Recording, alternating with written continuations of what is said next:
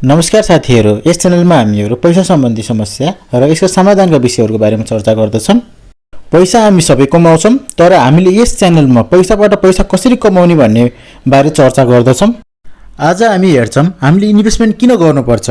If you don't find a way to make money while you sleep, then you will have to work until you die. अगर नींद में भी तू पैसा नहीं कमा पा रहा है सोते सोते, तो तुझे सारी जिंदगी काम करना पड़ेगा। यदि हजुरहरूले त्यो पैसा आज इन्भेस्टमेन्ट गर्नुभयो भने त्यसको लाभ हजुरहरूले 10, 20 अथवा 30 वर्षपछि देख्न सक्नुहुन्छ। यदि हजुरले आफूसँग सेभिङ भएको पैसा जुन 1 लाख रुपैयाँ 25% ब्याज दरका दरले 20 वर्षको लागि जम्मा गर्नुभयो भने त्यो पैसा 20 वर्षपछि 1,40,98,152 पैसा हुन्छ। फर इक्जाम्पल, हजुरहरूले इतिहास पल्टाएर हेर्दा सन् 1993 मा इन्फोसिसले आइपिओ ल्याएको थियो।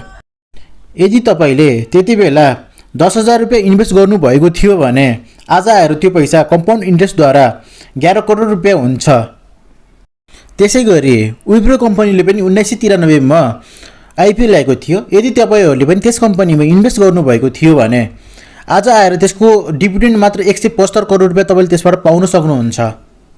डिभिडेन्ड भनेको कम्पनीले आफ्नो प्रफिटको केही रकम पब्लिकलाई दिन्छ भने त्यो डिभिडेन्ड वा लाभांश हो।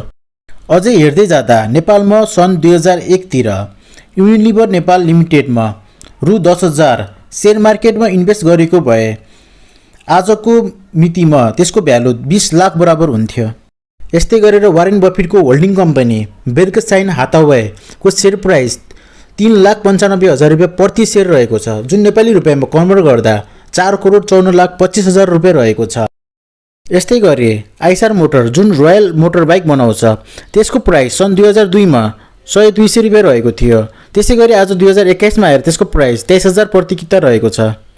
अझै त्यति बेला इन्भेस्टमेन्ट गर्नको लागि खासी मान्छेहरू कोही पनि हुन्थेनन्। त्यति बेला कम्पनीहरू गाउँ सहरतिर गएर त्यति बेला हाम्रो कम्पनीमा इन्भेस्टमेन्ट गरिदिनुस् र पछि गएर यो कम्पनीले ग्रोथ गर्छ र हजुरहरूले राम्रो नाफा कमाउन सक्नुहुन्छ भनेर त्यति बेला मान्छेहरूलाई इन्भेस्टमेन्ट गर्न पठाइन्थ्यो।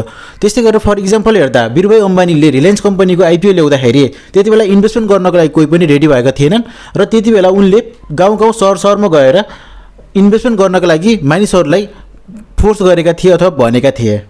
आज आएर हामी हेर्न सक्छौँ जसले त्यति बेला इन्भेस्टमेन्ट गरेको थियो आज त्यो व्यक्तिहरूले लाखौँ करोडौँ रुपियाँ कमाएका छन्।